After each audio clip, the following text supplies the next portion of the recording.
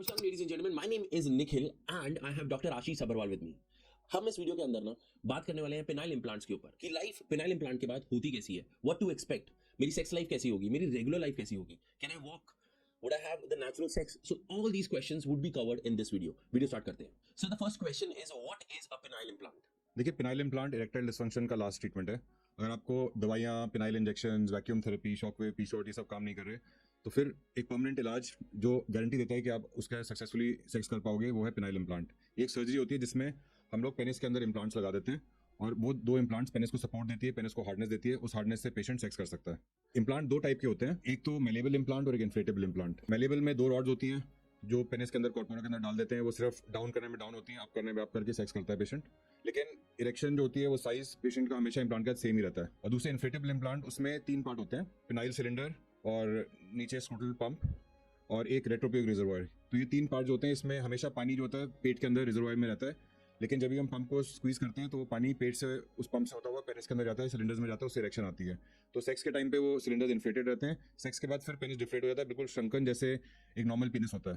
तो सेक्स के टाइम पे पूरी हार्डनेस आती है और जैसे नेचुरली फ्लैसिड स्टेट हो जाती है, वैसे ही इन्फ्लेटेबल इम्प्लांट के नॉर्मली फ्लैसिड स्टेट हो जाती है. तो उससे एक नेचुरल इरेक्शन आती है. तो इसलिए आज हम लोग इस पॉडकास्ट में लाइफ आफ्टर इन्फ्लेटेबल इम्प्लांट के बारे में ज्यादा डिस्कस करेंगे, क्योंकि वही एक इम्प्लांट है जिससे ज्यादा नेचुरल इरेक्शन आती है. So with this I will ask you कि आप can you walk me through the recovery process week by week.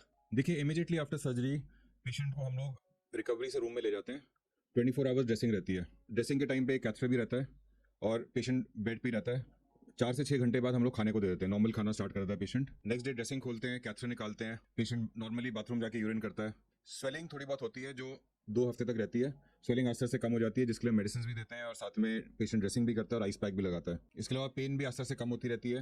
Pen के लिए भी हम लोग मेडिसिन देते हैं और आइस पैक्स देते हैं और ड्रेसिंग करते रहता है पेशेंट. नॉर्मल वॉकिंग आप सेकंड डे से स्टार्ट कर लोगे. और जैसे अगर आप ऑफिस में काम करते हो, बैठने वाला काम, वो आप 4-5 दिन का स्टार्ट कर सकते हो. अगर कोई ज़्यादा रिगरस काम है जैसे ट्रैक्टर चलाना या खेतों में काम करना, वो सब चीज़ें मैं रेकमेंड करता हूँ कि कम से कम 2 हफ्ते बाद आप स्टार्ट करो. और कोई भी rigorous activity like exercising, gymming, ये सब 4 हफ्ते बाद. सो मैं एक स्टेप लेना चाहूंगा, asking question about sexual life after the implant. So मेरा पहला क्वेश्चन होगा कि after the surgery is been done, तो हम सेक्स कब से स्टार्ट कर सकते हैं? एक बड़ा इंपॉर्टेंट क्वेश्चन है. सब लोग यही पूछते हैं कि अब मेरी इरेक्शन की प्रॉब्लम ठीक हुई तो मैं सेक्स कब से स्टार्ट कर सकता हूँ.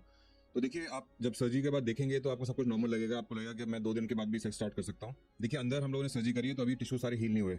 तो हमेशा मैं पेशेंट्स को रेकमेंड करता हूँ कि 4 to 6 वीक्स आप वेट करिए.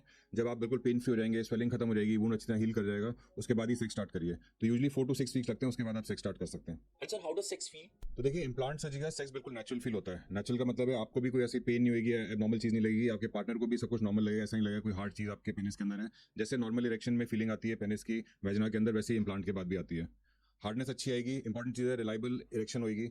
मतलब कि काफ़ी बारी पेशेंट्स को पता ही नहीं होता कि आप सेक्स करने जा रहे हो, इरेक्शन आएगी कि नहीं आएगी. इम्प्लांट के बाद 100% गारंटी, जब भी आप जाओगे हार्डनेस के साथ सेक्स कर सकते हो. सेक्स के टाइम पे सेंसेशन नॉर्मल होती है, ऑर्गेज़म बिल्कुल नॉर्मली होता है. कई लोगों का टाइमिंग बढ़ती भी है और इजैकुलेशन भी नॉर्मल होती है. तो जैसे आपकी सर्जरी से पहले इजैकुलेशन होती थी, वैसे इजैकुलेशन भी होगी. कई यंग पेशेंट सर्जरी कराते हैं तो वो सोचते हैं कि हमारे को आगे चल के बच्चे होंगे कि नहीं.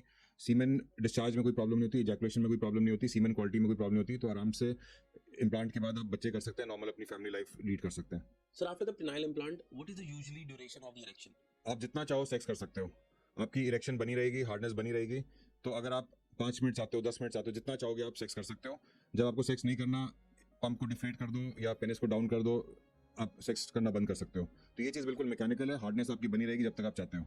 Sir, after the surgery does penis size change? ये क्वेश्चन काफ़ी पेशेंट्स पूछते हैं कि साइज कैसा होता है इम्प्लांट के बाद. उनको डर लगता है कि कहीं साइज छोटा तो नहीं हो जाएगा. तो देखिए, इन्फ्लेटेबल इम्प्लांट जिसकी हम इस वीडियो में बात कर रहे हैं, इन्फ्लेटेबल इम्प्लांट लेंथ और गर्थ एक्सपेंशन करता है.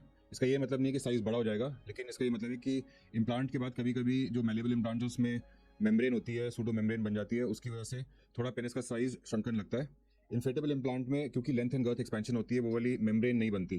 क्योंकि हम हमेशा इन्फ्लेट करते हैं तो जो भी मेम्ब्रेन बन रही होती है तो वो ब्रेक हो जाती है. तो उसकी वजह से कभी भी पेनिस का साइज छोटा नहीं होता.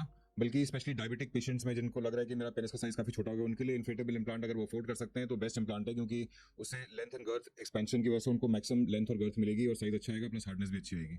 Sir, I think this would be the most important topic about partner satisfaction.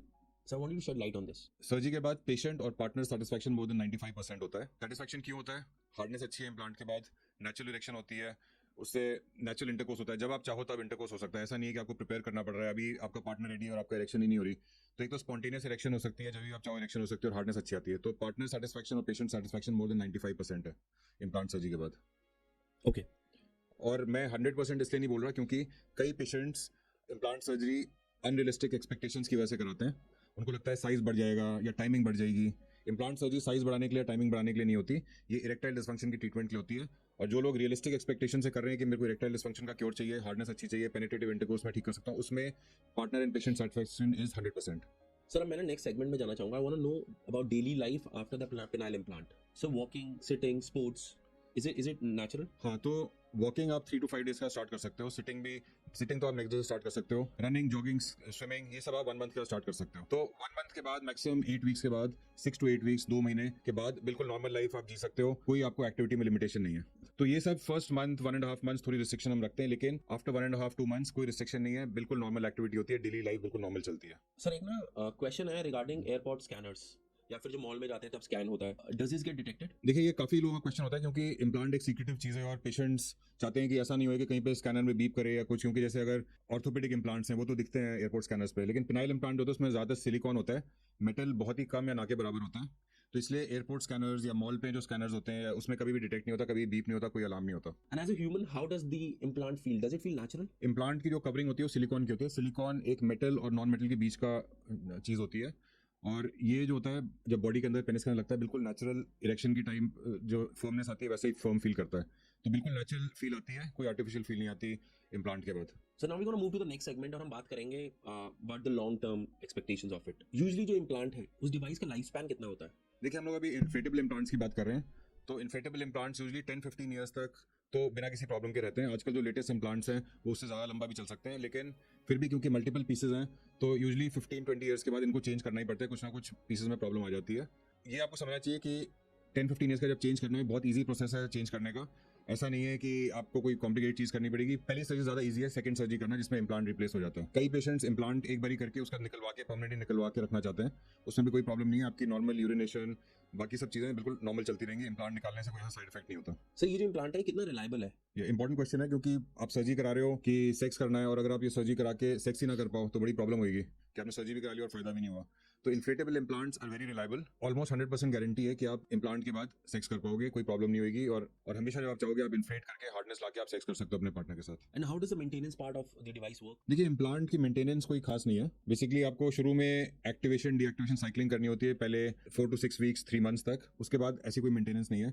Local hygiene रखिए, अगर आप डायबिटिक हैं तो शुगर कंट्रोल रखिए, ये सब नॉर्मल चीजें जो आपको नॉर्मल लाइफ में इम्प्लांट के बिना भी करनी चाहिए। तो ऐसी कोई स्पेसिफिक मेंटेनेंस नहीं है। मैं हमेशा रेकमेंड करता हूँ अगर आप सिटी में हैं तो डेफिनेटली एटलीस्ट साल में एक बार आके मेरे को मिलिए, ताकि मैं देखूँ कि सब कुछ ठीक है, कोई प्रॉब्लम तो नहीं हो रही।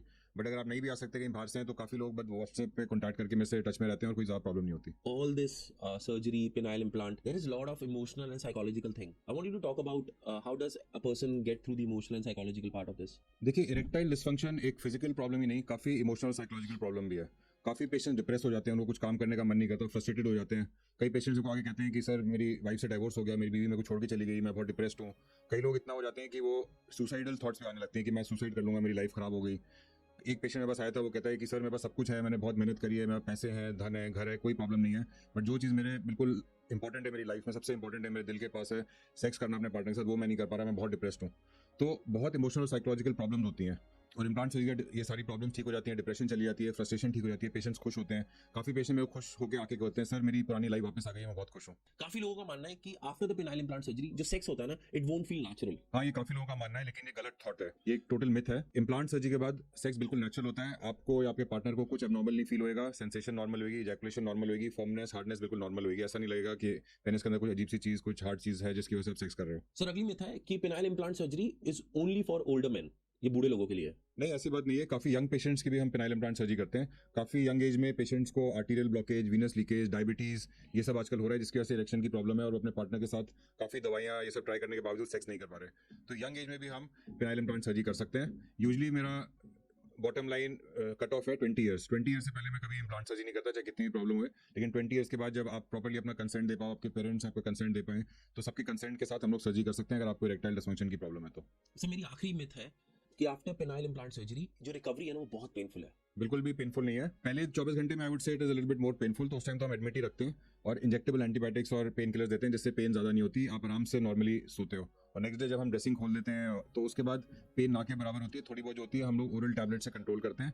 जो भी थोड़ी बहुत पेन है, डिस्कम्फर्ट है, वो विद इन 1 मंथ पूरा खत्म हो जाता है और उसके बाद बिल्कुल नॉर्मल पेन फ्री लाइफ होती है। कई तो पेशेंट्स बोलते हैं कि इम्प्लांट ऐसा है जैसे हमारी पूरी बॉडी का एक नॉर्मल पार्टी हो गया है, हमारे को पता ही नहीं चलता है कुछ अलग से चीज़ लगी हुई है। Thank you doctor Ashish for answering all these questions. और लेडीज एंड जेंटलमैन, अगर आपको कोई और क्वेश्चन है या फिर डाउट है, डिस्क्रिप्शन में दिए गए कॉन्टैक्ट इन्फॉर्मेशन पे आप जाकर अपने क्वेश्चंस पूछ सकते हैं, अपनी क्वेरीज क्लियर कर सकते हैं। Ladies and gentleman, life after penile implant gives you confidence, gives you sexual satisfaction and freedom. ये उन लोगों के लिए जिन्होंने इरेक्टाइल डिसफंक्शन की प्रॉब्लम को काफी सालों तक सफर किया है। अगर आपके और भी डाउट्स हैं या फिर आपको ये वीडियो बहुत इंफॉर्मेटिव लगी या थोड़ी भी इंफॉर्मेटिव लगी, व्हाट यू गोटा डू इज आपको लाइक करना है और इस वीडियो को शेयर करना है ताकि ये इन्फॉर्मेशन काफी लोगों तक पहुंच सके। Do not forget to subscribe the channel, we gonna come with more videos like this. See you next.